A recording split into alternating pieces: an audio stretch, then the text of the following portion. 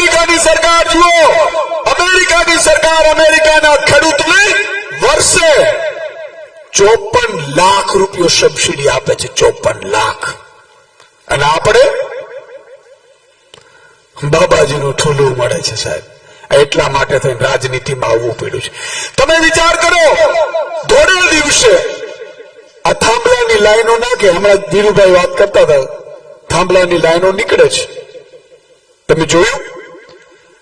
થાંભલાની line જેના ખેતરમાંથી નીકળશે એટલે એ ખેડૂત, એની પત્ની, એની દીકરી, નાનકડી બાળા વિરોધ કરશે કે અમારા ખેતરમાં થાંભલા ન નાખો. એટલે પોલીસ તરત આવી જાય. આ તમને ખબર નહીં હોય તો કહી દઉં. હમણાં જ ગોપાલભાઈ ઇટાલિયા વિધાનસભામાં પ્રશ્ન પૂછ્યો કે આ કંપનીઓને જયારે થાંભલા નાખે છે, પવનચક્કીઓ નાખે છે, ત્યારે મારા ખેડૂતને ટીંગાટોળી કરનાર પોલીસને કોને સત્તા આપી? ત્યારે એમાં જવાબ મળ્યું છે, કંપનીને પોલીસ ભાડે મળે છે. મારો તાળી એકવાર વગાડો. આ પોલીસ બહુ સિંગમગીરી કરે છે ને, એ કંપનીઓ ભાડે લે છે.